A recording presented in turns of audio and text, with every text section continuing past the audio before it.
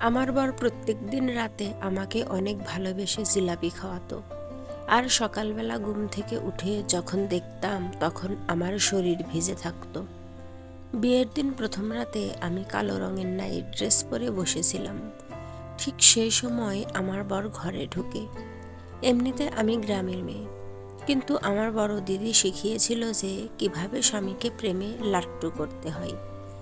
এইরকম ড্রেস আমি এর আগে পরিনি, কিন্তু আমার বড় দিদি এই ড্রেসটা দিয়েছিল। আমার বর রোহিত আমাকে দেখে লাট্টু হয়ে যায়। তারপর আমার কাছে এসে বলে, তুমি খুব সুন্দর দেখতে, দারুণ সুন্দর লাগছে এই নাইট ড্রেসে। আমি বরের মুখে নিজের তারিফ শুনে অনেক লজ্জা পাই ও খুশিতে মনে মনে হাসতে থাকি। রোহিত তখন নিজের পকেটের ভিতর হাত ভরে কিছু বের করার জন্য। আমি ভেবেছিলাম সে হয়তো আজ কিছু গিফট দেবে, কিন্তু পকেট থেকে সে একটা প্লাস্টিক বের করে এবং সেই প্লাস্টিকের ভেতর থেকে জিলাপি বের করে। আমি জিলাপি দেখে একটু অবাক হয়েছিলাম। তারপর রোহিত বলল, শহরের অনেক নামি দামি দোকান থেকে এটা তোমার জন্য অনেক ভালোবেসে নিয়ে এসেছি। আজ আমাদের প্রথম রাত, তোমার মুখ মিষ্টি করে শুরু করব। রোহিতের কথা শুনে আমি মুচকি হাসলাম। তারপর আমার বর আমাকে নিজের হাতে অনেক ভালোবেসে জিলাপি খাইয়ে দেয়। তারপর আমার যখন চোখ খুলল তখন দেখলাম ঘড়িতে সকাল 10টা বাজছে।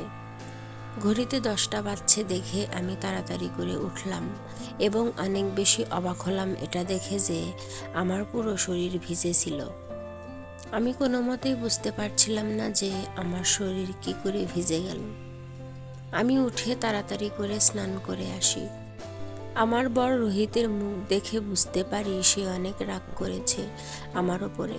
তার সাথে আমি কথা বলার চেষ্টা করি, কিন্তু সে আমার সাথে কথা না বলেই অফিস চলে যায়।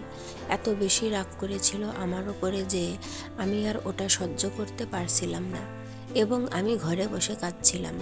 ঠিক সেই সময় আমার শাশুড়ি মা ঘরে আসেন এবং আমার গায়ে হাত দিয়ে বলেন, বৌমা তুমি কাঁদছো কেন? আমি ওনাকে বলি, আপনার ছেলে আমার উপরে রাগ করেছে, আমি তাকে কষ্ট দিয়েছি। শাশুড়ি মা তখন আমাকে বুঝিয়ে বলেন, সব ঠিক হয়ে যাবে, এসব ছোটোখাটো ব্যাপার নিয়ে চিন্তা করার কোনো দরকার নেই। আমার শাশুড়ি মা আমাকে অনেক ভালোবাসতেন, যেহেতু আমার শাশুড়ি আমার মায়ের ভালো বান্ধবী ছিল এবং আমি কোনো বড় শহরে নই, আমি গ্রামে বড় হয়েছি। আমি গ্রামের একটি সাদাসিধে মেয়ে ছিলাম। আমার বাবা মা আমাকে অনেক ভালোবাসতেন। আমার নাম নিতু, আমার বয়স 18 বছর। আমার শাশুড়ি আমার মায়ের ভালো বান্ধবী, তাই আমার শাশুড়ি অনেক আগে আমাকে পছন্দ করেছিলেন নিজের ছেলের জন্য এবং মাকে কথা দিয়েছিলেন যে ওনার ছেলের বিয়ে আমার সাথে করাবেন। আর আমি তখনই থেকে রোহনকে নিয়ে বিয়ের স্বপ্ন দেখতাম। আমার বাবার বাড়ি গ্রামে, কিন্তু শ্বশুর বাড়ি শহরে। আমার বিয়ের আগে শাশুড়ি আমার মায়ের সঙ্গে দেখা করতে আসতেন, কিন্তু আমার বর রোহিত কোনো দিন আমাদের গ্রামে আসেনি। বিয়ের আগে আমি শাশুড়ি মাকে জিজ্ঞেস করতাম, রোহন কেন আমাদের গ্রামে আসে না?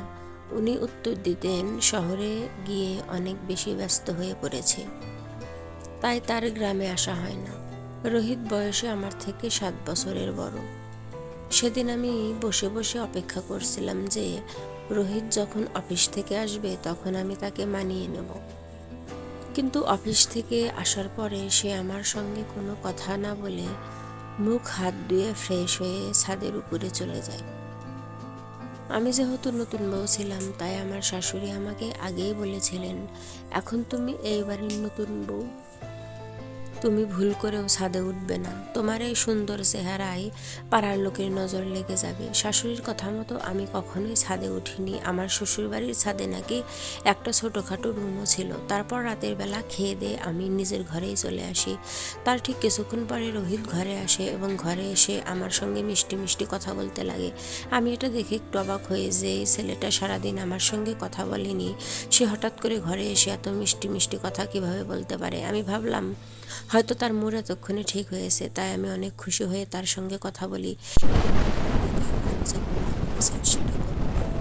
জানি না কাল রাতে আমি কিভাবে শুয়ে পড়েছিলাম, আর সারা রাত আমি তোমার সাথে টাইম কাটাবো। তারপর রোহিত আমার কাছে আসে এবং আমার চুলে হাত দিয়ে বলে, তোমার রসুল খুব সুন্দর, তুমি দেখতে খুব সুন্দর। এটা বলে সে নিজের পকেট থেকে জিলাপি বার করে এবং বলে, আজ অফিস থেকে বাড়ি আসার পথে শহরের সব থেকে নাম করা দোকান থেকে তোমার জন্য জিলাপি নিয়ে এসেছি। এই জিলাপি খেয়ে তোমার লাল ঠোঁট আরো বেশি লাল হয়ে যাবে।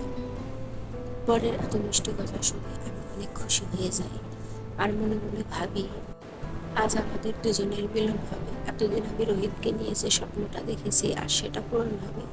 এই বলে সে জিলাপিটা আমাকে নিজের হাতে খাইয়ে দেয়। তারপর আমি নিজেও বুঝতে পারিনি আমার সঙ্গে কি হয়। চোখ খুলে দেখি সকাল 11টা বাজছে ও আমার শরীর পুরো ভিজে আছে। এটা দেখে আমি অনেক বেশি অবাক হয়ে যাই। আবার আমার মনে ভয় হতে থাকে, এটা ভেবে যে আজ আবার রোহিত আমার উপরে রাগ করবে।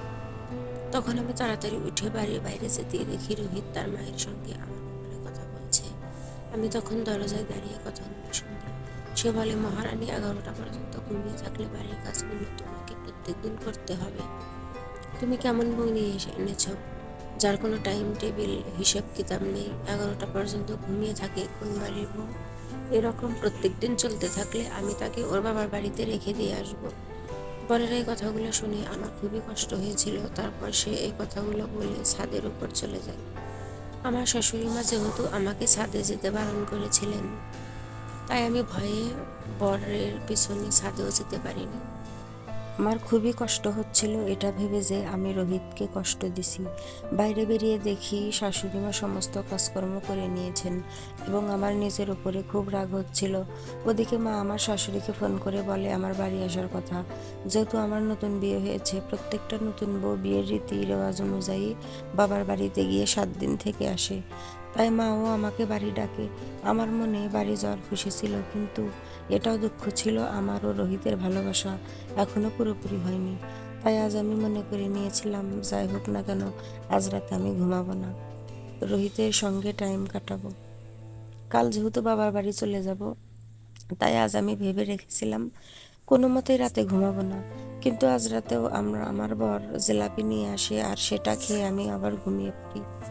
পরের দিন সকালবেলা চোখ খুলে দেখি ঘড়িতে সকাল 10টা বাজে। সেটা দেখে আমি রুম থেকে বাইরে বেরোই এবং মাকে জিজ্ঞেস করি, রোহিত কি অফিস চলে গেছে? মা বলে, হ্যাঁ, সেও অফিস চলে গেছে।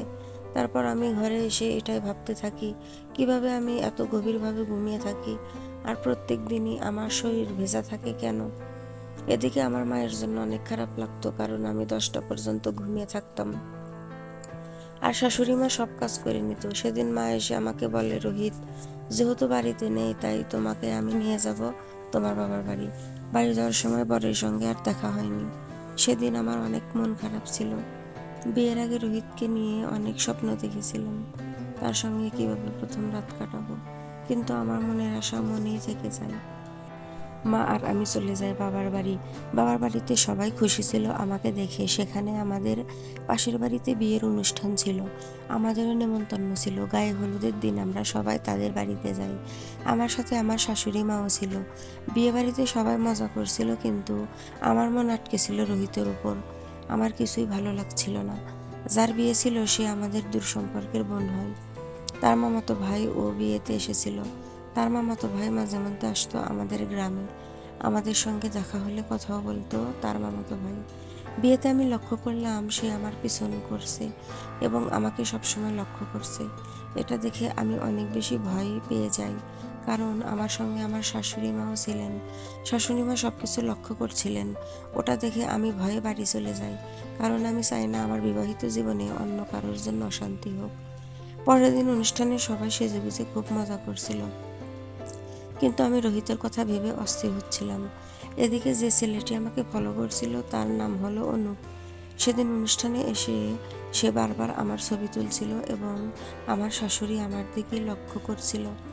এসব দেখে আমি ভয়ে সেখান থেকে বেরিয়ে যাই। তখন অনুপ আমার পেছন করতে থাকে এবং একটা জায়গায় আমাকে গিয়ে বলে, তোমার সাথে কিছু কথা আছে। আমি অনুপকে বলি, তোমার সাথে কোনো কথা বলতে চাই না। সেই ছেলেটি আমাকে বলে, আমি তোমাকে বাড়িতে বিয়ের জন্য সম্বন্ধ পাঠাবো। আমি ভালো চাকরি করি, তোমাকে অনেক ভালো রাখবো। আমি তার দিকে তাকিয়ে রেগে উত্তর দিই, আমার বিয়ে হয়েছে, আমি আমার বরকে অনেক ভালোবাসি। এই কথা শোনার পর অনুপ সেখান থেকে চলে যায়। বাড়িতে এসে আমি একটা জিনিস লক্ষ্য করি, গত 2 দিন থেকে, মানে যখন থেকে বাবার বাড়ি এসেছি, আমি রাত জেগে আছি, ঘুমাতে পারিনি। তাহলে শ্বশুর বাড়িতে আমি কিভাবে এত গভীরভাবে ঘুমিয়ে থাকি? আমার কেমন যেন একটা আশ্চর্য লাগছিল। বাবার বাড়িতে কিছুদিন থাকার পরে চলে যাই শ্বশুর বাড়িতে। বাড়িতে এসে দেখি রোহিত বসে আছে। তখনও সে আমার উপর রাগ করেছিল। রোহিতকে দেখে খুশিতে আমার মুখে হাসি ফোটে, কিন্তু রোহিত আমাকে দেখে কোনো সাড়া দেয়নি। সেদিন বিকেলবেলা রোহিত শাশুড়ির ঘরে ছিল। ভাবলাম তাদের সঙ্গে আমিও গল্প করব, কিন্তু যখনই আমি তাদের রুমের দরজার কাছে গেলাম, তখন আমার শাশুড়ির কথা শুনে পায়ের তলা থেকে যেন মাটিতে সরে গেল। আমার শাশুড়ি আমার সংসারে আগুন লাগাতে চাইছিলেন। উনি রোহিতকে বলছিলেন, তোর বউয়ের চরিত্র ঠিক নয়, ওই একটা চরিত্রহীন মেয়ে, ওকে তালাক দিয়ে দে। আমি তো বলে গেছিলাম তালাকের কাগজটা রেডি করতে, তাহলে কিসের জন্য দেরি করছিস? তখন রোহিত তার মাকে বলে, আমি ওকে ছাড়তে পারবো না, আমিও অনেক ভালোবাসি তাকে, ওকে ছাড়া আমি থাকতে পারবো না। বরের আমার প্রতি এত ভালোবাসা দেখে আমি অনেক খুশি হলাম। সেদিন রাতে আমি অনেক খুশি ছিলাম, এটা ভেবে যে আজ রাতে বরের সব রাগ দূর করে দিব, তাকে অনেক ভালোবাসা দিয়ে। রাতে বর যখন ঘরে ঢুকে, তখন সে আমার পাশে এসে বসে আর বলে, আজ আমরা এক হয়ে যাব। এই বলে সে আবার নিজের পকেট থেকে জিলাপি বের করে আমাকে দিবে। ঠিক সেই সময় আমার শাশুড়ি রোহিতকে ডাক দেয়। রোহিত বলে, আমি এক্ষুনি আসছি, তুমি আবার ঘুমিয়ে পড়বে না। সে জিলাপিটা আমার হাতে দিয়ে চলে যায়। আমার সেদিন জিলাপি খাওয়ার একদম ইচ্ছা ছিল না। আমি ওটাকে সাইডে এক কোণায় রেখে দিই। তারপর শুয়ে থাকার ভান করি। কিছুক্ষণ পরে বর ঘরের ভিতর ঢুকে সে আমাকে ঘুরে ঘুরে দেখে। আমি তখন চোখটা বুজেছিলাম, এবং তখনই সে একটা পাত্রে ঠান্ডা জল এনে আমার মুখে ঢেলে দেয়। আমি তখনও চোখটা বুজেছিলাম। ঠিক সে সময় সে একটা মেয়েকে আওয়াজ দেয় আর বলে, ঘরের ভিতর চলে এসো, ও এখন ঘুমে মাতোয়ারা। এটা বলা মাত্রই বাইরে থেকে একটা মেয়ে ঘরের ভিতর ঢুকে যায় আর আমার বিছানায় শুয়ে তারা শারীরিক সম্পর্ক শুরু করে। এইসব দেখে আমি লজ্জা, ঘৃণা ও রাগে বিছানায় উঠে বসি। আমাকে বসতে দেখে তারাও চমকে যায়। আর সহ্য করতে না পেরে বিছানা থেকে উঠে আমি রোহিতের গালে সশব্দে চড় মারি।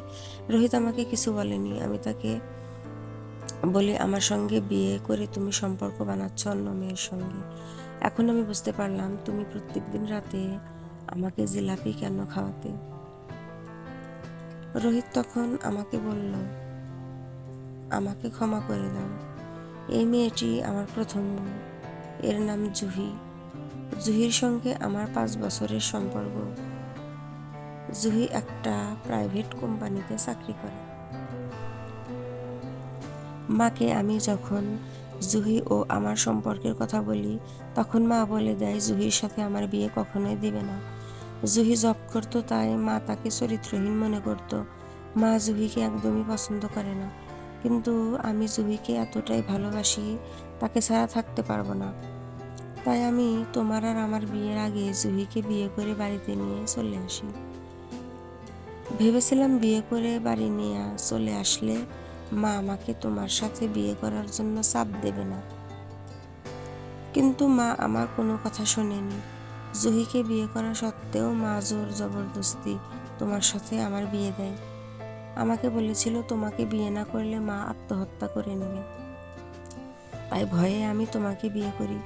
কিন্তু আমি তোমাকে স্বামীর ভালোবাসা কোনোদিন দিতে পারবো না। আমি তোমার জীবন নষ্ট করেছি, আমাকে ক্ষমা করে দিও।